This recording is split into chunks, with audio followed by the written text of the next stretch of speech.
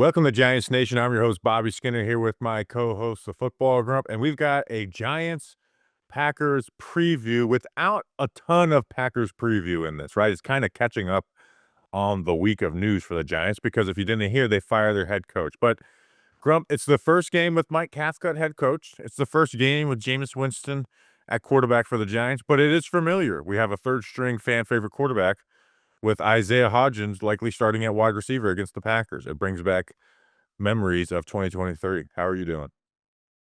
What's going on, Bobby? Whirlwind of a week. No head coach, same GM, new head coach, new quarterback, same defensive coordinator. So lots of stuff going around. It seemed like every day there was a new installment into this saga, and I think Sunday will be, the final new installment to this saga, and we'll be able to move from there. But lots of stuff to go over today that is not Packers related, I guess, but just Packers game related. Yeah, usually I think we're a great episode for like opposing fans to listen to on the preview pod. I don't think that's going to be the case on this one. Um, unless you really need a scouting report on Jameis Winston and Isaiah If you're Hodgins. if you're wondering why the Packers won this game, it's because all of this junk was going on this week for the Giants and not a lot of game prep. So we do have the interim head coach bump, and that Mm. has been testing my belief in it the last couple years, I'll be honest. But I do believe in it. I do believe in it. Uh, Before we get into this episode is brought to you by some special people. We got Jack Burns. This is Brian Burns' younger nephew, and he's like, I love Brian Burns, and he plays for the Giants, and I love Giants Nation Show. We got just Alex. We have no idea who he's related to because he didn't give his last name, Alex. Andrew Bezgian, he asked me to pronounce his name correctly, so now I'm going to do it wrong. It's Andrew Bezgian. Dayla Higgins, Higgins, the JD Higgins. There's a lot of Higgins in the world. And then Andy W, and the W stands for the win the Giants are going to get. And J Cow, not J Rock, J Cow. Grump, who are these special people? These special people went to patreon.com/Giants Nation, where they supported this show by signing up for one of two different tiers. They received stickers in the mail from you, Bobby Skinner. They can enter into a monthly free t-shirt raffle, and they get access to episodes like this one as they're being recorded live. And they also get weekly game tape breakdowns that you do, Bobby Skinner.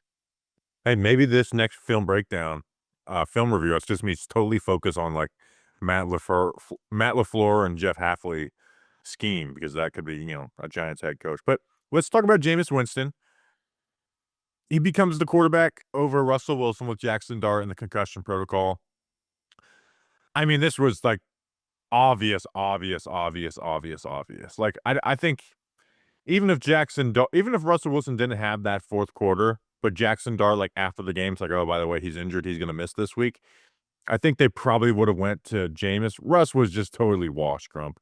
And Jameis, while not perfect, at least gives you a chance. Where if you're going into this game with Russ, it's like, all right, well, what are you going to do on offense? Because he's just turtling up every time he's gotten an opportunity, essentially since the Chiefs game. So there's nothing obvious in terms of personnel with the Giants this year. The obvious cuts didn't happen. The obvious move to Jameis Winston could have happened earlier in this year, and it didn't. But I mean, you're right. This is the clear smart move. For starters, they went right out there and they announced it right away. There was no screwing around with Dart's progress to the concussion protocol. It's not a story that's being reported on day by day because they went right ahead and said Winston's the starting quarterback. What that really means is that he moved up the depth chart to quarterback 2, and I think we all understand that. But the way it was phrased and the way it was presented to everybody kind of eliminated the consideration that Jackson Dart would play Sunday, even though it's very possible for him to progress through the concussion protocol and be ready by Sunday. It's certainly happened before. But it was a smart move. It's the correct move. And you're right. I mean, Russell Wilson, he just absolutely has gotten to the point of collapsing when things aren't right there. When the pocket is breaking down, there's just nothing left for him at this Yeah, point. so I'd be really surprised if he even has a backup role anywhere next year. Yeah, it's over. He's probably played his last snap. I don't mean to say that just to jinx it and get him on the field, but like he's played his last snap in the NFL. Not that people need a scouting report on Jameis Winston, but let's talk about what Jameis Winston does offer the Giants.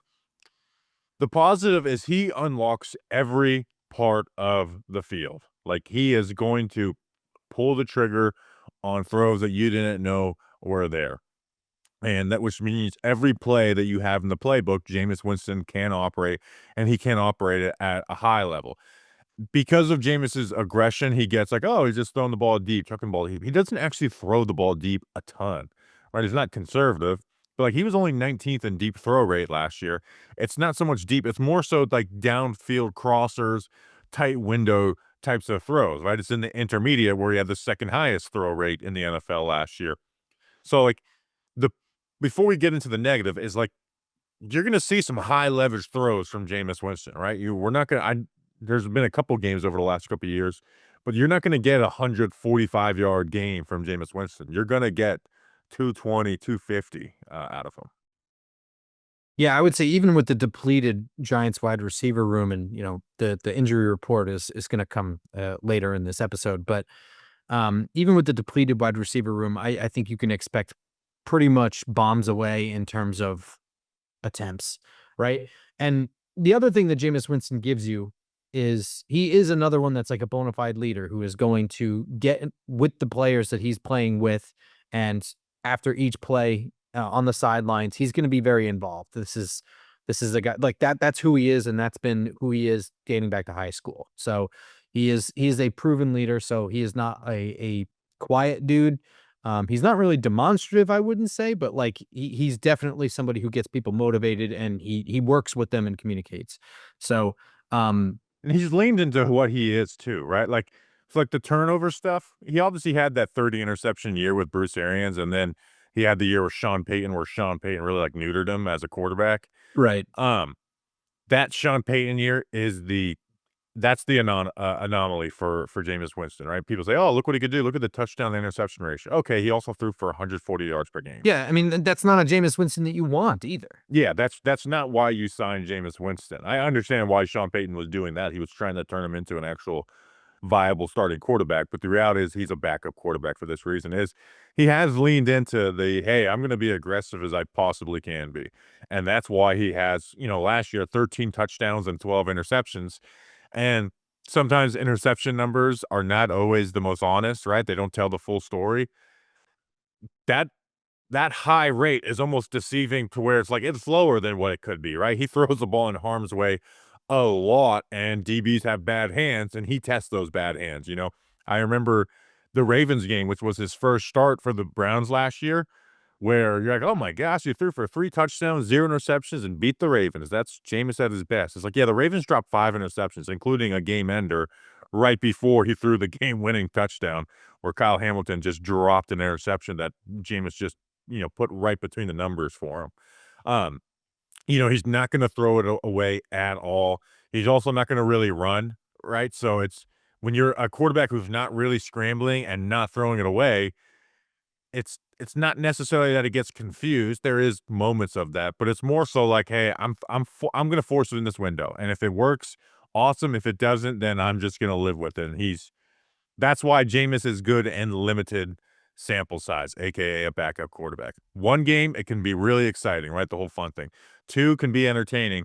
You get him 3 games in a row, and you're probably pretty frustrated with him as your starting quarterback because he has 3 game stretches of 8 interceptions. So it's I don't think they should go out there and try and limit who he is, but also not. It's a 1 game sample size. Let him go out there and play ball, but also try and coach him up a little bit that this isn't just bombs away. Like maybe throw it away if you got an opportunity or check it down. Yeah, so Jameis Winston is an emotional roller coaster. There's a lot of highs, there's a lot of lows. It's exciting, and then like all roller coaster rides, it comes to an end pretty quickly. A couple of games, and then it gets a little bit more boring when you're losing 3 straight. It's And not boring, it's infuriating if he's your quarterback. We're watching him on the Browns, it's funny. He'll be like, "I wanna be delivered from pick sixes." if you're invested in winning, which I don't think a lot of Giants fans are right now, that's that's not funny to me, right? If Jackson Dart went on and joked about interceptions afterwards, I wouldn't Right. be happy about that. But Jameis obviously kind of gets put in his own category. Yeah, and it's also this is the point at which he's transitioning into he's not even being thought of as a starting quarterback anymore. Somewhat debatable in Cleveland, not so much here, right? He was quarterback 3 up until this moment. There's no debate that Jameis Winston is not a starter anymore. So it's a little bit different when you throw picks and like laugh about it afterwards. It's never going to be funny, but it's also like, well, I mean, he's the backup quarterback, so I mean, whatever. But Yeah. where this kind of doesn't benefit the Giants is the Giants don't really have a contested catch guy. Not really. I mean, I think the closest that you have is probably Daniel Bellinger and possibly Isaiah Hodgins in whatever capacity the Giants have of him going forward. But there's just really nobody that goes up and gets it and fights and pulls away from a DB with the ball. And those like tight window throws, they just have to be caught in the moment and perfectly placed. So that aspect of it is going to be tough, right? I think there's going to be a lot of incomplete passes, and I think that that's just going to be sort of the story of the room and the situation. I think Theo can be in line for a big game, right? Especially with Slayton, at least being banged up, right? He didn't practice 2 day, on Tuesday or on Wednesday or Thursday. Um, the way the Giants have designed their offense this year, now obviously there's going to be differences between Kafka and Daboll. I don't think it's going to be drastically different, but there will be differences. Theo has kind of been that second level player for them. And I think that's where Jameis obviously thrives as much. But there is a new receiver, Grump. Let's talk about the news.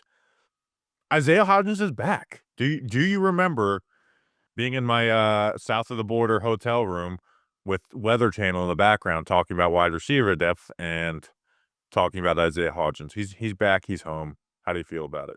I mean, it's only about 11 weeks too late. I remember talking about this with pictures of hurricanes going on behind us and devastating people's homes.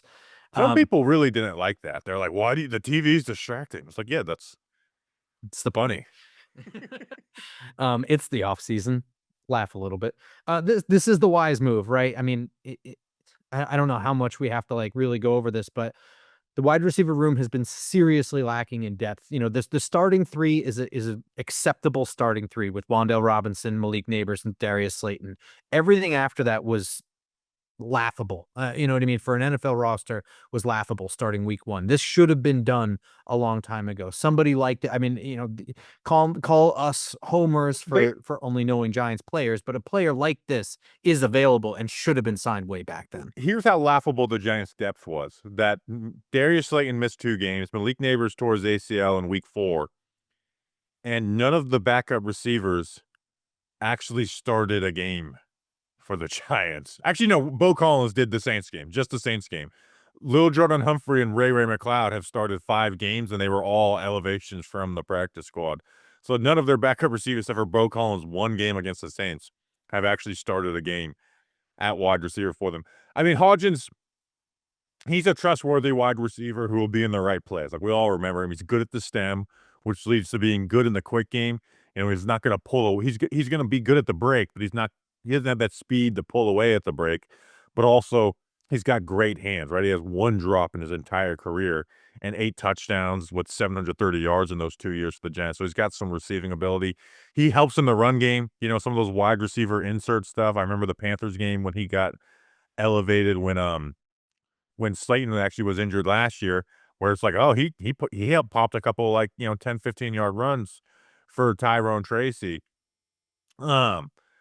Now, as much as he is a big-bodied receiver, he's not a downfield threat like throwing back shoulders, right? I remember in 2023 when it's like, what's the next step for Hodgins? Because he's not going to be a downfield threat most of the time, but he can get some contested targets, and they really tried that out in training camp, and he was never really able to pull them down.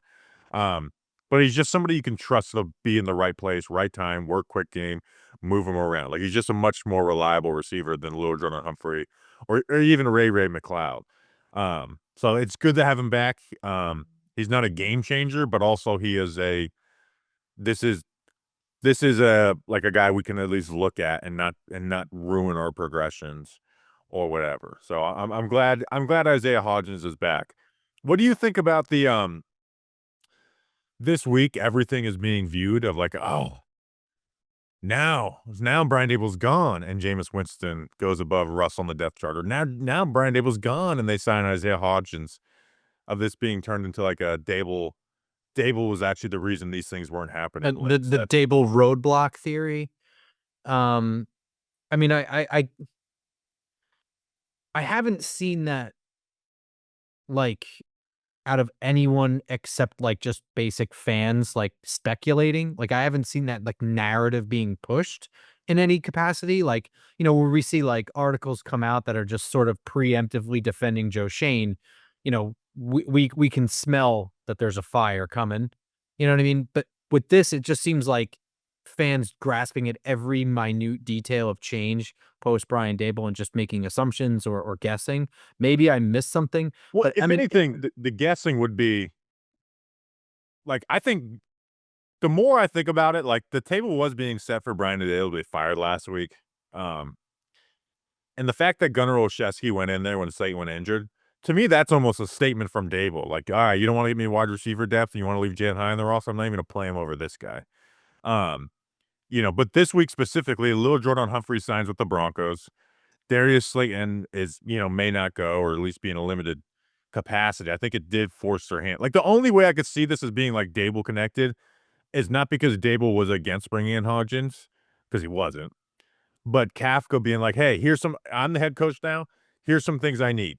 I need you to go out and get Isaiah Hodgins or what, fill in the blank. These are the things I need if you're going to give me this job of interim head coach." yeah, and that's certainly how I see it too. And remember You're now, not battling the guy that just named the interim head coach right away. yeah, I mean, there's that too. There's also just the circumstance of Lil Jordan Humphrey being lifted off the practice squad. That's now a guy you can't sign to the active roster. So you don't have him. So I mean, you do have to fill a spot too. Yeah. And again, like he was signed, if I'm correct, he was signed to the practice squad, right? So he's going to be Hodges, no active roster because he was on the active roster. Steelers practice squad. Okay. So, yeah, I mean, you have to replace something anyway. And then remember, Joe Schoen, and we'll get into this too. Joe Schoen is not necessarily 100% safe going into next year, right? Like it is a little bit murky there. So there is some onus on meeting John Mara's requirement of seeing significant progress. And if you can, what little you can do, we'll get into all this, I guess, but like there's not a lot Joe Schoen can do post Brian Daboll's firing Yeah. to like show that this was, a coaching holding back the roster, especially when you consider the IR, right? Like he can't lean on his pick of Malik Neighbors. He can't really lean on a lot of things, like Cam Scadaboo. Like there's issues here and there's only so much he can do, right? So if Mike Kafka says to him, like, hey man, here's some names. I need wide receivers. This isn't gonna work, it would behoove Joe Schoen to then sign, even if he was against it, even if he is the culprit for not signing him at the beginning, it would behoove him now to just make those signings and just let the chips fall where they may. Yeah, but we really don't know. Maybe I don't know. Is it possible that Isaiah Hodgins didn't want to play for Daboll again? I doubt that, but Yeah, I is it don't think possible? so. Actually, you know what? I 100% know so. Okay. Um, and that's not speculation. Everything else that we're talking about, like, oh, maybe Kafka, that is all speculation. But Hodgins was not against coming back. Okay. Um, let's um, let's go quickly through this because again, it's been a crazy week. Our last episode was 6 hours after Brian Daboll was fired. Want to update you guys on some stuff. Jordan went on and put out a story, right? This is really the only details that had been like leaked about some of the bad stuff of Brian Daboll since it all went down that we didn't already know at least. And just this quote, one player recently told ESPN of Daboll exploding and threatening to take away play calling from assistant head coach, offensive coordinator Mike Kafka after tight end Theo Johnson dropped a crucial third down pass downfield against the Eagles. And I think I remember that. Didn't like Jackson Dart like jump into that throw, a little corner route? Actually, no, it was that throw over the middle versus the blitz. Anyways, so I don't want to bury throw too much dirt on Daboll's grave that he's gone, but I just did want to mention this, right? Like, this kind of matches what we've come to know and chronicle, what we chronicled in the Brian Daboll fired episode. And one thing I said in one of the mailbags or whatever, OTA recap, you know what? It was probably an OTA recap when when it was noticed that Kafka was calling the plays. I was like, all right, give my Kafka the play calling back. Do not, I remember saying on that episode, do not threaten at all to take away the play calling. You gave it to him. Do not let that be an option. And it just kind of shows the emotional instability that Daboll sometimes had where, and even this doesn't make sense. Like Theo Johnson dropped that pass. Um, it's just like, you can't do that with Kafka. You know, and he's not as fiery as a personality to like fight back on that. And it just matches like when the whole Wink Martindale drama went down, Grump. I remember my takeaway being is like, I think the Kafka details are like way worse, where it's just like Daboll and Kafka didn't get along. Daboll MF'd him, and Wink didn't believe in what Daboll was building. Where the Kafka thing was like absolute lunacy. It's like taking it away, giving it back mid-game, taking it himself, giving to Shea Tierney, losing his mind when he asked him to call play and it doesn't work. Like, just wanted to say anything on that. It just kind of matches what we know in the Daboll, and that stuff wasn't really fixed, I guess. Yeah. So I mean, like that one anecdote about the Theo Johnson drop. I mean, Jordan doesn't specify which Eagles game it was. We assume it's the loss, but I'm I actually think it was the win because that's when Theo Johnson had a drop on third down. Is it the? I mean, Theo Johnson's had a lot of drops on third down, so I didn't have time to look back and go through the box score, the play by play I'm gonna of do it both right now. games. Go for it, yeah. But I mean, it's one player saying that in one instance this week. You know, if there's more stories, you know, I'm just going to hold my judgment on that being 100% true, only because Why? I am because I'm sure that there are people who didn't believe in Brian Daboll on the roster, right? That possibly have. So I'm thinking about who's on the sidelines on a third down. It's no starter on offense, right? No, but it could have been, you know, after the play was over. I mean, I guess, you know, a starter on offense coming off the field, and that argument is Or it still could have been a valid. non-starter, you know, it Could have been I mean, I'm thinking been it anybody. could have been a defensive player, right?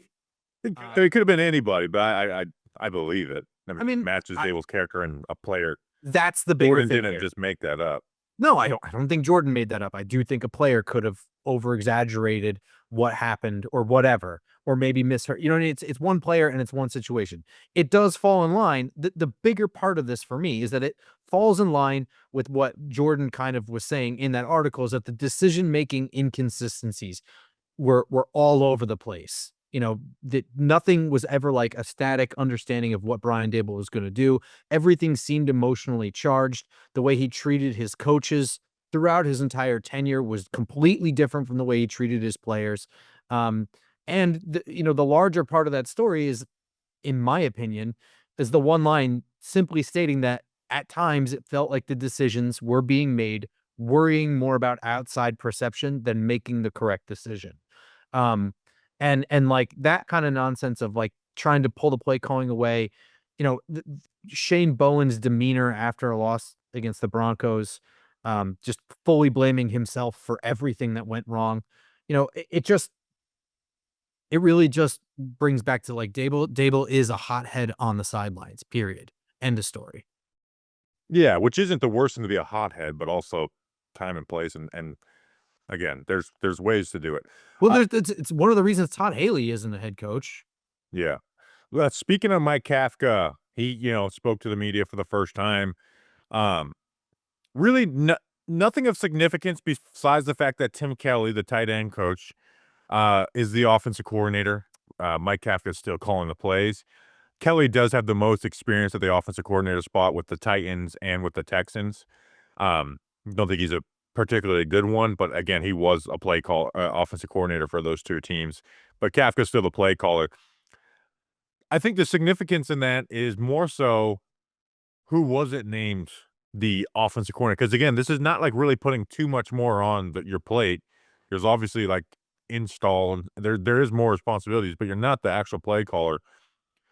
It doesn't go to Shea Tierney, and the fact that he was asked if he's gonna make any more staff changes, and he said, "Right now, no." Now, that could have just been his immediate, like, "Oh, no." That could have been a clear no, but I do think that they didn't wanna make any other changes in the first week. If this week doesn't go well, I could see there being some changes, whether it's Shane Bowen, hell, even Shea Tierney, right? Like, Shea Tierney is a Brian Daboll guy, through and through, and maybe there's bad blood, whatever.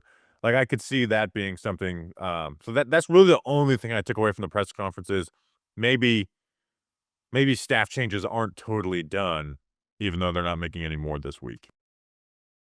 I mean, it it would be kinda crazy to imagine that there'd be more than one other possible staff change, and that would be Shea Tierney leaving. Because, I mean, how much more are you gonna gut this coaching staff for Bowen. yourself?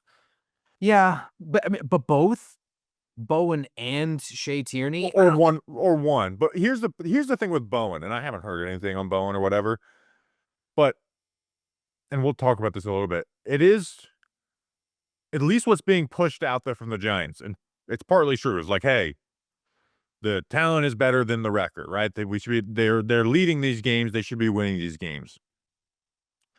The late game losses are almost exclusively defense, right? Like the Cowboys game, we were freaking they scored 20 plus points in the fourth quarter. Jackson Dart had that interception in the Broncos game, but they also added 7 points of their own. The Saints game was turnovers. I don't think Cam Scadaboo fumbling and Jackson Dart dropping a ball, and then Jackson Dart's late game interceptions are much on coaching. And then the Bears game was defensively too. Like, obviously, offensively, it wasn't good with Russell Wilson, but like the only thing you could say is the field goal kick. But like defensively, they gave up 14 points. So to make that as like, well, let's see what we have for the next 7 weeks. No, Daboll's gone. Well, the defensive coaching staff's 100% intact. And I guess let's just talk about this. The It's 100% intact, and you're saying, all right, let's see what you guys got now that Daboll's gone. Right? Like this Eon, like let's talk about Joe. Let's just talk about it. Joe Shane, reportedly not being 100% safe from Ian O'Connor of The Athletic, who was very plugged in with the New York Giants. Probably like who I trust more. The only person I probably trust more is Jay Glazer and Ian O'Connor. So I don't believe Joe Shane is certain to be Giants GM next year. They need someone to get things going on the search, especially with John Mayer dealing with his illness. Ownership will make the final call on the coach in January, when I'd expect Shane to be reviewed again. And then he added the next day, as a follow on Joe Shane, these 7 games mean a lot to everyone in the Giants building. The GM can secure his employment here. But if they go 2-5 or 1-6, and Joe's players don't look any better without Daboll than with him, you don't just extend a GM who went 6-11, 3-4, and 4-13. So Shane was described as like 99% safe to me before the Daboll firing, and then that stuff came out afterwards, which made him seem that way. It's I just mentioned the Shane Bowen factor in this of like, well, what are the next 7 games? What bothers me about that, Grump, though, is that I know that perception of Joe Shane from the outside will be dependent on these 7 games, right? Because we react to what we've seen lately. That's just the way it is. So if they win, 2 out of their last 3 games or whatever, like that's just like, oh, look at, you know, Paulson Adebo, now he's getting interceptions, and Javon Holland has 2 picks, or whatever. I know that's what the reaction will be. It does bother me though that the Giants ownership and front office is acting that way. Like, you shouldn't need these 7 games to judge Joe Shane, even if you're keeping him. This isn't like oh, you gotta fire Joe Shane. Like, if you're keeping him, these 7 games shouldn't make much difference for you because the roster is totally set. The only person you've changed is the head coach, who wasn't calling plays on either side of the ball, and the side he was mostly influencing was actually like pretty good with once Jackson Dart became the star. I mean, they ranked 17th in scoring, with Jackson Dart is scoring, with really like no weapons. Some guys who, Scadaboo did well in his, like, Wandale can make a play, Slayton can make a play, Theo can make a play, but like there's no like real advantages as weapons. I just I just wish the ownership wasn't reacting emotionally to this like they were just fans in the stands who want to see something good. Yeah, I mean, this doesn't make any sense to me. We can debate whether or not Joe Schoen should come back. I think that is at least a conversation. I think it's a little bit easier to say Brian Daboll should be gone than Joe Schoen, and we're not going to have that debate today, because we have 7 games to do that. But I mean, we already discussed this. Like, there's not much. Joe Schoen, this is sort of his off season right now. You're the GM. Like, you have minimal cap left to do anything with. And this goes throughout the league. Most teams have minimal cap left to do any moves with.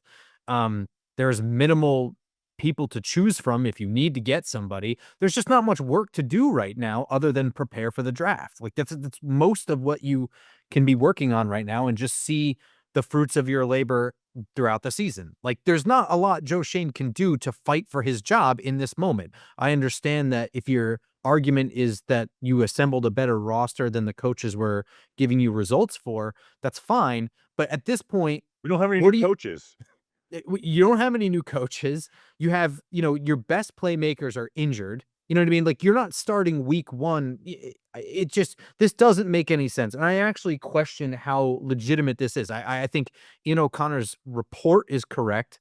I think that this is a report that the Giants wanted to get out there via some means because of the backlash to the story that Joe Schoen was, like, separated from Brian Daboll in their, evaluation. I think they didn't want the perception that, like, oh, no, no, no, it's fine. Like, they don't like the reaction from the fan base, is what I think. Which reminds me a lot of 2021, Grump. I remember, the Sunday morning of that Eagles game after they fired Jason Garrett, uh, Adam Schefter put out, like, those, 5 AM stories they put out on Sundays Mhm. that are, like, from the teams, basically, and it's like, "Alright, these are the stories we want out there, but you can't put it out till game day." And it was like the Giants plan to move forward with Joe Judge and Daniel Jones. And the reaction to that was like, "What? Like, you're gonna move forward with Joe Judge? Like, are you out of your mind? You're gonna let Gettleman go and do a GM search with Joe Judge as the head coach?" And then I remember Adam Schefter going on his podcast, or Joey Renault's podcast later in the week, which is now hosted by Giants Nation Show, and kind of backtracking of like, "No, they're gonna let, the GMs decide on him. He's certainly not, safe or whatever." Now, that's kind of what the Giants are putting out there as well too, where it's like, "Oh, we'll let the head coach decide," and we'll probably detail why I don't like that approach on a mailbag episode this upcoming week. Um, but I do agree that I do think it's partly coming out because of the backlash, and I do think there's one important person in the building who doesn't like Joe Schoen as much as others do. Oh, I'm sure of that too. I'm sure that this is not a unanimous entire building approves of Joe Schoen, because there shouldn't be, right? Like, he has not done a good job. So it would be surprising to me if everybody in the building thought Joe Schoen deserved to come back. Nevertheless, there's really only 2 people that get to make that decision. Um, yeah, Let's go ahead. no, no. I mean, do you want to get into that, like, head coach search part of the story? So I was going to, but I think we should scrap it a little bit. Here's how we'll segue that before we get into segments with Danny. Do you think the Giants' future head coach is coaching on MetLife Stadium on Sunday? I think there's 3 options there: Mike Kafka, Matt LaFleur, and Jeff Hafley. Do you think that's one of those guys? I think if the Giants had their way today, yes. I think the answer to that is yes. Jeff Hafley? Yes, I do. If I Matt I La mean, I don't think Matt LaFleur is gonna get fired. if he does, I'm gonna start campaigning for it. There was a Packers, Packers podcast tweeted out like this list of 10 things about LaFleur. It's like 10 facts. And they're talking about like, oh, the defense, the off. I did find it funny. Number 4 was like, he's not doing his job. I was like, well, I think he's showing up to work. I don't think that's a fact. But I quote tweeted with 11, fire his ass. So I'm going to be campaigning for Matt LaFleur to be fired. I do think Jeff Hafley is going to. I watched this whole press conference looking for one clip, and it was at the end, so I ended up watching the whole press conference. Um, And I'm like, I can see them liking this guy, right? It fits their whole, like, we want a leader of men, head coaching guy. He has New Jersey roots, which for some reason seems to matter for the Giants. Um, and they're not looking for an offensive hotshot or whatever. Like he's been a head coach. It just feels like he is the type of guy that they would love. I guess the one thing I'll say about the head coach search, we'll leave the rest for like a mailbag, but if your move is to keep the general manager and have him conduct a head coaching search, you should not be limiting the general manager with filters on what to look for in a head coach. You should be casting the widest, like, you should be giving him no excuses, right? Like he's screwed up with his last head coach that he hired, right? Brian Daboll. And remember, he hired him, Joe Jane. That goes with him. So you should be like, go ahead, get your perfect head coach from the candidates out there. You convince us. You know what I mean? Like they should not be limiting by filters of like, we don't want a coordinator. We want this kind of thing. We're looking for this. Like, to me, that's never be how you. It should never be how you do it. Yeah. But that is what it. You're never gonna get laid going to the bar looking for a specific type of chick. Like, just saying. You're just trying to set me up for jokes here. Yep. So all right, let's take a break and then we'll bring on Danny King for segments. I would now welcome on Danny King for weather and trivia. Pretty good prediction on the snow, even though I'm not gonna lie, Danny, it did snow a little bit in the game. Which always is a great aesthetic. What do we got in MetLife? Is it gonna be? I heard it's gonna be windy. Young News kicking in the stadium. What's going on this Sunday? That snow was a little bit of a gray area because yes, it did snow, but how much did it impact the game? I felt like very minimal was the snow. The wind was the bigger story, but I'll digress. I said it wouldn't be snowing, but either way, it's supposed to be cloudy. All right, and it's gonna be cloudy at 53 degrees. It's raining the night before, so maybe you're walking into the parking lot with through some puddles, but there's gonna be no rain during the game. But the wind will be a problem again. It's gonna be like I said, it's gonna be 53 degrees, but the feels like temperature, because the wind is gonna be 12, but the gusts are gonna be up to 18. My models are saying it's gonna feel like it's in like the high 30s, low 40s. In that, so like we'll say 37 to 42 is my feels like range. It's gonna be cold. So if you're going, bundle up. It's not gonna be enjoyable weather. It'll be cloudy. Sorry, what? Oh, I was gonna say, any chance we get you up for the Commanders game? Probably not. Commanders game. When is that again? Is that in December 14th? Yeah, I probably won't be able to make that one. Or I'll be in Vegas if anyone wants to go to Giants Raiders and be miserable. Well, I want to do a Giants Nation show, like a gathering. You know what I mean? Us. Jordan. Basically anyone who's a contributor. Better get Novo out there too. Yeah, no, but Danny King's just in California, and it kind of makes it hard.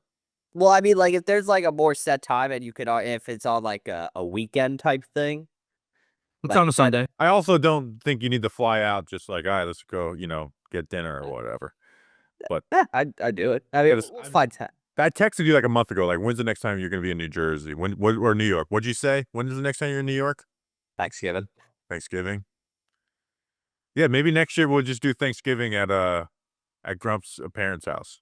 You think they host there? God, there's not enough room in that house for all of us. Let's just bring all the Patreon. Or we could just go to Candlewick. Oh, that's a banger. They got it. They def are open Thanksgiving. Are they open Thanksgiving? I don't know. We gotta find that out for the next ad. They say Friday before, no, the day before Thanksgiving. I guess for like people that were popular in high school, that's their time to shine in their hometown. They go out and get drunk that night. So maybe we'll just make it a Giants Nation thing and go to Candlewick. Well, you get drunk on that night no matter what, because it's like the one everybody is off the next day. Also, like an emergency services worker. Oh, that's true. Or unless you have incredible ratings playing the Cowboys. Which has become very frustrating. I'm like, stop watching the Giants on Thanksgiving, people, national audience, because this is ruining Thanksgiving for me every year. What do we got for trivia this week? I'm not sure if this question will be too easy. So if it is, then I got my backup one. but we're in an interim head coach game. So you got to throw it back to 2017. Steve Spagnuolo made his interim head coach debut against the Dallas Cowboys. It was actually a close game. It was 10-10 in the third quarter. Then the Cowboys smoked us for 20 in the fourth. We'll ignore that. One touchdown was thrown by Eli Manning in that game through that devastating year of injuries. Can we guess the player that caught the lone touchdown for the New York Giants? I'm going to say Shane Vereen. That's the best guess because everybody was injured that year. Everyone was hurt. Everybody. That was the Brandon Marshall year, right? Yeah. Yeah, but you know what? Shep came back that year and actually had a good amount of touchdowns, I think. I'm going to go Shep. Shane Vereen did play, but he was not the answer. He had 6 rushes for 23 yards. He caught 3 passes for 24. Shep did play, only 2 catches for 16 yards. The correct answer is Giants tight end Red Ellison. It was Red Ellison. Oh my gosh. Red Ellison got the Giants' lone touchdown pass that game. How many years was he with us again? He was there from 2017 to 2019. Yeah. Pat Shermer connection when he's a former Viking, so. And then when he came in, he really did nothing with us. Get a touchdown against the Cardinals with DJ as a rookie. I remember that. I do have a Packers one for 2013, but I'm not trying to drag it out much longer if we don't want to. 2013. Now let's go. We've spent 5 minutes talking about like Weather, dinner plans. Let's do fantasy. Danny extended his lead with a 43-point outing. So he's in first place. I am 27 points back. Grump, I only have 30 points last week. Grump with a 32-point outing last week is 50 points back. I will say this. I was waiting for this stat to stop being true. We are still all on pace to break the scoring points per game record. Every single one of us. So the Giants offense has been putting up points and their defense has been bad, which has led to that. So Grump, you have the first pick this week. Tucker Kraft gone. Giants, got banged up. Like who we going with? This is hard, man. Yeah. That's what she said. It is. So part of the problem here is, the Giants do have both. Well, they have at least Cordell Flott coming back for this game. Paulson and Debo may come back as well. So this idea that the Packers are just going to be, able to throw all over us may not necessarily be as true as it was for the last couple of weeks. Also, all of their wide receivers except Romeo Doubs are hurt. So for me, this is coming down to, I don't know. It's a safe pick here. That's clearly I'm just gonna go Josh Jacobs. Yeah, that's the safe pick here. No. Packers trying to get their offense back on track. Giants run defense is bad. So Josh. Yeah, I mean that's really it. Yeah. So I'm gonna go Romeo Doubs. There's a wild card that I kind of want to get, but I'm not going to take him second overall.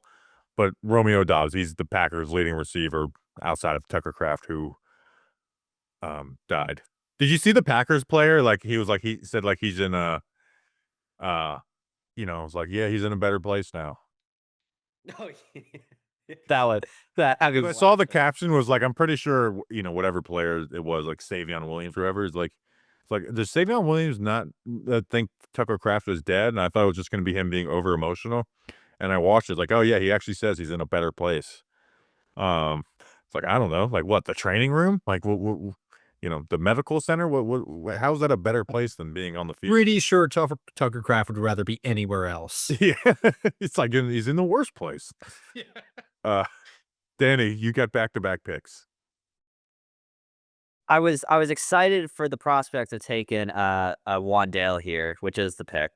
But then I completely forgot that it's a Jameis Winston game, so that kind of just threw my happiness out the window because I no longer know what to expect that. But I'm going to take the PPR glitch when I can get him. And then after that, oh God, I don't really know what the correct option here is. Is there a consensus guy you guys think? I'm not saying say his name. I'm just this is a big no. This is a whole mess. This is a test your ball knowledge week because there is my big board. I could have wrote it 10 different ways.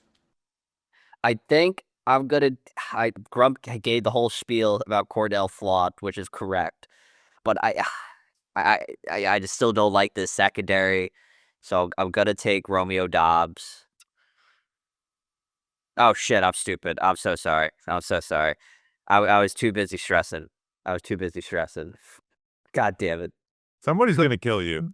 The multi-view of Zoom during that was hysterical, and none of the audience gets to see it. It was me and Bobby just straight head to hand. Bro, I was literally reading all the stats, and yeah, that's Yeah, you gotta write down a list and then cross it off as you go. Dude, I was literally reading the stats. Give me Tyrone. Tyrone Tracy. Okay. All right. So I'm going Theo Johnson. I think Theo Johnson might be in line for a big game here with Jameis Winston. You know, Slayton, we don't know how involved he's going to be, you know, where I think he would be higher with Jameis Winston. But they've liked to use Theo Johnson in intermediate, so I'm going to go Theo Johnson with my second pick. Grump, you have back-to-back picks. So I am going to, I guess we have the new trade rules, right? So it doesn't matter which, I can pick the Giant first, even though, so I am going to go with a dark horse pick that I am probably going to end up trading, but I'm going to go Jalen Hyatt. Darius Slayton is hurt. That's the worst pick I've ever heard since we've done this. He has 3 catches for 13 yards on the entire Jameis Winston's the quarterback. Look, I said I might trade him. If Jalen Hyatt's going to have a game, it's going to be this game. If he doesn't, then he's not having a game this whole year. The guy I'm more safe with here is Matthew Golden. You could have got him with the last pick, you know. Matthew Golden or Jalen Hyatt? Jalen Hyatt. There's no. This is a huge wash. There's nobody I'm dying to have. I would have wanted Theo Johnson. Would have wanted Wandale, Tracy, sure, but after that, this is a huge wash. I don't know. There's really nobody sticking out. Maybe Bellinger. Maybe Should just say Romeo Dobbs. It just go. Yeah, that's true. I could have just taken Dobbs. I'm going to go Christian Watson. Also hurt. Yeah, but he's limited in practice. And again, I would rather trade him for anybody over Jalen Hyatt. Danny, you have your final 2 picks. Harvey really just wants to do Isaiah Hodgins for the vibes, but I got a lead to keep right here. Yeah. He did score a touchdown the last time he played the Packers. Do we even think he's going to play? Seriously? Yeah, I think a little bit. I don't think they're going to, I think he's going to play more than Jalen Hyatt. I'll say that. Nah, that's fair. I might lose my lead this week. It's whatever. I'm going to take, I'll take Devin. With the backup quarterback. Could get fun. Devin Singletary, wow. All right, then you got one more pick. Then a Packer. If I could make my own rules, I would say Christian Watson here, but I can't. Let's go Musgrave. He's a starting tight end. He was a 2nd-round pick the year they double dipped. I was so annoyed. If I just wasn't looking at my screen trying to figure out my fantasy board, I wouldn't have looked like such an idiot. It's one of those things. One of those things. All right, I'm going to go Darius Slayton. If there's a chance that he plays, I would like to have him because he can, put up a lot of yards with Jameis. He's the type of receiver that does get a lot of yards with Jameis Winston. So I'm going to go Darius Slayton. If I got to trade him, I got to trade him. Grump, your last pick. Picking between Dontavian Wicks and Daniel Bellinger. Both are hurt. Neither's a great option. Gonna go Bellinger. All right. All right, to recap, Danny in first place is taking Wandale Robinson, Tyrone Tracy, Devin Singletary, and Luke Musgrave. Myself in second, Romeo Dobbs, Theo Johnson, Christian Watson, Darius Slayton. I think I'm going to take the lead back this week. And then Grump in last is Josh Jacobs, Jalen Hyatt, Matthew Golden, and Daniel Bellinger. All right, it's time for Giant Factors. Grump, you have the first Giant Factor. Who is your Week 11 Giant Factor? First one of the Mike Kafka era. Does it have to be a player? It historically has been a player. Okay. If you want Because I have multiple answers just in case someone picks and I didn't know I was going first. I mean, this is going to be kind of a silly one, but it's an obvious one, I guess. I'm gonna say Jameis Winston. I'm not really looking for Jameis Winston to go out there and, you know, turn this thing around because I think we're past that point, right? And I think all Giants fans understand that we're past that point. But Jameis Winston is a unique individual, right? Like he is sort of the let it all hang out kind of quarterback. And as a personality, he is someone that is magnetic, both in his leadership capabilities and his fun-loving kind of attitude. And this is a time period that the entire Giants locker room really could use both of those things at the same time. They need to get back to playing loose like they were with Cam Scadaboo and Jackson Dart and just feeling good, letting it all hang out there. But they also need a leader. They need someone to step up because, the biggest leader in the locker room, the head coach, is no longer there. So there's a void to fill, and this is the perfect opportunity for Jameis Winston to just be Jameis Winston as best he can, both on the sideline and under center. Jameis Winston, go be a Giant factor. Danny, were you going to pick Jameis Winston? He was in my mind. If I know you're usually the backup quarterback guy. I considered, but I feel like Jameis got that history, so I kind of was like, like Colt McCoy was fun because I was like, why Colt McCoy? You got Mike Glennon, Jake Fromm, Tommy DeVito. Jameis, Jameis is gonna be fun and ball out. But Grump gave a better speech than I would have. I'm going to go for my Giant factor, Theo Johnson, right? Another guy, like, all right, prove yourself down the stretch. Had a big game last week, some really nice routes, good tough catches. Jameis is going to give you an opportunity, right? You've been the intermediate guy for the Giants this year, so you're going to get opportunities. David Njoku, performed very well with Jameis Winston last year. Obviously, David Njoku is on a different level than Theo Johnson. But hey, Theo Johnson strives to be bigger and better as in the tight end rankings in the NFL. Finish the season strong, right? Work on the drops. Don't have an issue with that. Theo Johnson, we need somebody to step up, especially if Darius Slayton's not a go. We need somebody to be a reliable weapon in this offense. So Theo Johnson, be a Giant factor. Danny, your Week 11 Giant factor. You had the Flanagan Giant. Who was the Flanagan Giant factor? Demetrius Flanagan fouls, and he had some good plays and he had some terrible plays too. He was a Giant factor. He was a factor by the definition of the law. He was a Giants factor. I'm gonna go with Tyrone Tracy. Look, Rob, quarterback number 3. Probably definitely a better option than Russ, but run game's going to be something the Giants are going to try to establish. I know the Packers are good at slowing down the run a little bit, but this is your time to go out there and show, hey, I could still be a lead back. If it's not, maybe it's not for the Giants, maybe for I don't know what future holds for Tyrone Tracy with the regime coaching change coming down the line. But Tyrone, go out there, be an option for Jameis. Develop the run game, allow the play action to set up so Jameis can take those deep shots that we know he's a fan of. We're going to need a run game if we stand any sort of chance Sunday. I don't know how realistic that chance is. Also, great job, Danny. We need a run game. Moron. Either way, Tyrone Tracy got a touchdown this week. One W in fantasy because I thought I was taking Romeo Dobbs, but that's besides the point. Tyrone Tracy, be a Giants factor. Help Jameis Winston win this football game so we can have good vibe for Mike Kafka Sunday afternoon. All right. Spread picks. It's a shame we're doing spread picks and we don't get the pick the interim head coach I know. of the week. You guys all sucked last week. You, Danny, Grump, and the listeners all went 1-7. I went 4-4. So myself and Danny are in first place at 34-46. This is the worst year of spread picks ever. Grump's in second, only one game behind. The listeners are last at 32-48. Thursday night football is for divisional rivals that aren't, necessarily good matchups. This is what it's all about. Jets at Patriots -12.5. The listeners, represented by Brian Cavallo, are going Jets +12.5. I've leaned into the Thursday night, take the points, but the Jets are on a 2-game winning streak. And I think that all just comes crumbling down. I'm going Patriots -12.5. Danny, who do you got? Patriots, but as we're recording this, I regret that decision because I feel like, I don't know, it's just Thursday night weirdness.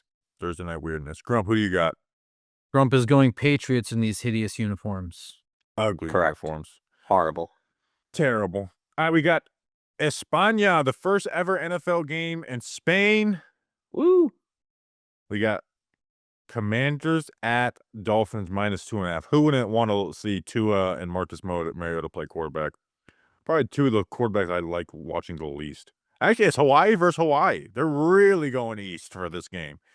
That sounds like. It's the Hawaii Bowl in Spain. I'm going Commanders +2.5. I kind of hate the Dolphins. They coming off that Bills win. They get smacked back to reality. Commanders get a win. Listeners agree. Grump, how about you? I'm gonna go Miami. Yeah, I don't know how much I trust Marcus Mariota. Daniel. Miami, because the Commanders are frauds. I don't care that quarterback dislocated his elbow on live TV. Before that, they were frauds. Excited to see the Spain game. I'm gonna go to the Spain game eventually. Bucks at Bills -6. We just mentioned the Bills coming off a really rough week. Grump, who you got in this one? This is really, really tough. I don't know what is going on with Buffalo right now, but I'm gonna go with Buffalo. I just don't think that they're going to be screwing up for forever. Danny? I'm going Bucks. I love this pick this week. Love the Bucks. I got Bucks too. It's just a 6-point spread. Like Mhm. I'm gonna take a good team with a 6-point spread. Listeners are going Bills with Grump. We got Bengals at Steelers -5.5. I'm on to you, Steelers. I'm figuring you out, right? The Bengals, beat them a few weeks ago. The Steelers looked terrible on Sunday Night Football. This is the type of game they win. I'm going Steelers -5.5. Listeners agree. Danny, do you agree? I do too. I just still don't like the Bengals. I mean, I know Joe Flacco's doing his thing. Joe Burrow's coming back soon. Hello. The Bengals have the worst defense in the NFL, like at everything. They're just so bad. Grump. I'd take my high school team over the Bengals. I'm going Pittsburgh. Maybe Clean sweep, which means we're all gonna lose. we're all screwed. Chargers at Jags +3. The battle of we don't have a big fan base bowl. I'm just going Jags +3. I reminded of that playoff game in 2022 when the Jags came back. So Chargers are just so banged up front. It's just hard to trust them on a week-to-week basis. I'm going Jags. Listeners going Chargers. Grump, who do you got? I'm going Chargers as well. Yeah, I'm not. No one's saying Duval this week. Danny? This is the slop game of the week. Also, are you going to go to any of the Jaguars game when they go to Orlando in 27? When they're moving for the stadium construction? Oh, they're playing in Orlando in 2027? Yeah, that Everbank or Camping World. I didn't know that. Yeah, definitely. Cool. I'll go to every Jags primetime game that year. I don't think there's going to be any. We already did a Jags primetime segment this year. We're not doing another one. But yeah, horrible game. I'll go to Jags. I don't like it. The Jags. Dude, you got me hyped for 2027. Wait, we play the AFC South next year. Damn it. We play the Jags, play the Giants at home this go around. Bears at Vikings -2.5. JJ McCarthy is 37th out of 37 QBs in EPA per play. I don't think the Bears, despite being 6-3, I just don't have much trust for that defense the way they're banged up. Offensively, I think Brian Flores is going to give Caleb Williams fits. I think the Vikings win this game. They beat them in week 1. I think the Vikings actually win this one. The listeners agree. Danny, how about you? Yeah, I mean, the Bears they just barely are winning games, but oh my God, JJ McCarthy, I regret buying into that stock last week. I'll be taking the Bears. It's obviously way too early, but, we haven't had much luck as, covering the Giants and, being Giants fans since we started doing this. The one stroke of luck I may have is the only quarterback that I've said that I would not draft for the Giants drafted and ended up being good in Jackson Dart. Like all the other ones, like Penix stinks, McCarthy stinks, Nix doesn't stink, but I didn't want him. And then who from this year? Shador. So hopefully I don't look back at this in like a year and a half and be like, who'd you have, Danny? Was this the Bears game? The Bears. Grump. I'm going Vikings. I just watched the Bears almost lose to the most dysfunctional Giants team that's been on the field this year. Yeah, Vikings. This might be game of the week. 100%. I know everyone's looking at Lions Eagles. Seahawks at Rams -3. I'm all in on the Seahawks. It disgusts me if the Giants don't really look at Clint Kubiak because he's an offensive coordinator. Would drive me freaking nuts.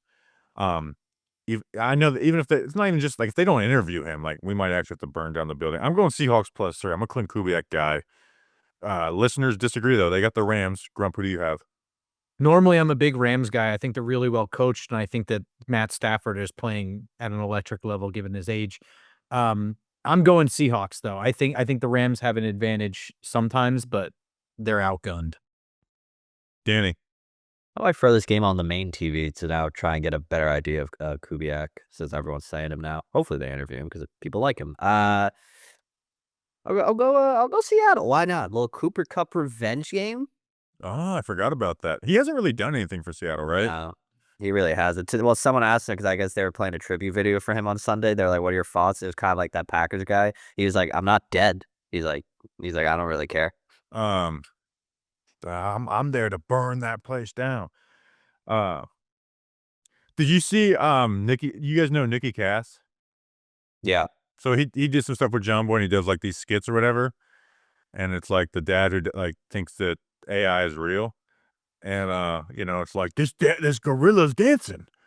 And he's like, sounds like that's AI. He's like, come to say it, those Giants players were saying some crazy shit in the press conference I saw. And Jeff G, who's a listener to the show, tagged me. He's like, they're on to you. Because the old like press conference clips. Nothing will top that. Like that wasn't AI. That was the worst editing you've ever seen in your life. Is it the worst if it fooled people? Yeah. Are you gonna piss and burn down? We don't talk enough about how absurd that going viral and people like I got sent so many like, hey, my radio station was talking about this today. Like Brady Quinn was like this is the most insane thing I've ever heard in my life. Like, people are like railing against journalism. For people who don't know, because this was a long time ago. It was the end of the 2021 season, so it was, just a terrible end of the year. So stupid. In fact, I'll find the clip so people can just hear it. Let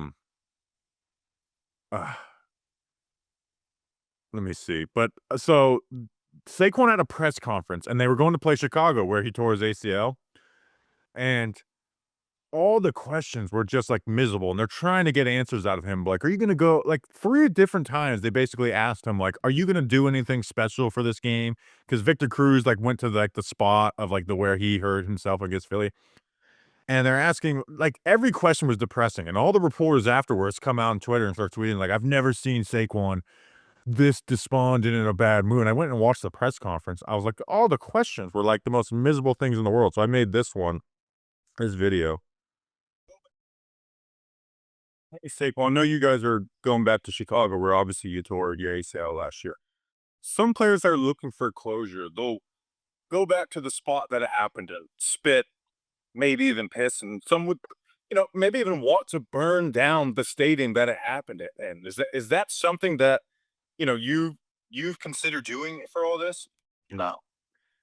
Just like a no. And that got, how many views did that get? You can't see on the old ones. But yeah, I mean, it got picked up by everybody. Like there was articles written on it. It was wonderful. What a time. How did we even get on that? Chicago. Oh yeah, Chicago. No, Cooper Kupp. We were talking about Cooper Kupp. Oh yeah, Cooper Kupp. Oh yeah, revenge game. Now it adds up. This week we actually have a nice slate of games. Chiefs at Broncos +3.5. Who do you have, Grump? I'm going KC. I'm still not a Broncos believer. I'm definitely not a Broncos believer, but I think they're going to keep this game tough, right? Like everyone is saying, oh, they're 8-2, but Bo Nix sucks and they're not that good. They at least keep this a 3-point game. I'm going Broncos plus 3.5. Danny, I know we're not a Nick Benito podcast. No, he sucks. Fact. I'm going Chiefs as well. Listeners going Chiefs, so it's me versus you guys. And then final game of the week, Lions at Eagles, minus 2.5. Eagles, keep winning and winning ugly. But the listeners go Eagles. Danny, who you got? I can't bet against Dan Campbell and his reading glasses. That might be the most dangerous force in football we got going right now. I'll be going Dan Campbell and the Lions. Yeah. Grump, who do you got? I'm going Lions as well. Me too. I think the Lions. I think they win the Super Bowl this year. I think they figure it out. They've got issues, but I think they figure it out. Having Aiden Hutchinson healthy is a huge difference that they didn't have last year. So I'm going Lions plus 2.5, and this is a big one for them.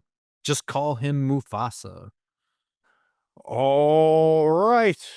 Lion King jokes. Danny, we got Green Bay Packers at New York Giants, the first game of the Mike Kafka era. What is your score prediction? Like deep down, like I know the Giants are gonna lose. Mike Kafka's got Jameis Winston starting. Everyone's banged up. It's just gonna be horrible. But with that said, it's the interim head coach game. You cannot not pick the interim head coach to win their first game, even though I said in my trivia Steve Spagnuolo lost. But that's the point. Giants win. I would love. Let's go 28-20 because the Giants will not be able to keep the Packers below 20 points, I feel like. Embarrass the Packers DC because I know he's the head coach candidate everyone wants. Yeah, if you want either LaFleur or Halfley, you want the Giants to win this game 3-0, so they fire LaFleur, and then Halfley is good. Grump, what's your score prediction? Man, I want to believe in the interim thing for this game. And I want to believe as a fan that this roster is better than the product we've seen in the head coaching, and all coaching has held them back. But it's hard for me to believe any of that this week with the amount of injuries they have. Not having Darius Slayton really, really puts them back. They're busted up all over. There's no guarantee that Adebo is going to play. Jackson Dart's not playing. I think Jameis Winston throws a pick to make this one a blowout, but otherwise is at least kind of close, but it ends up 31-17 Green Bay. It's an interim head coaching game. Must I say more?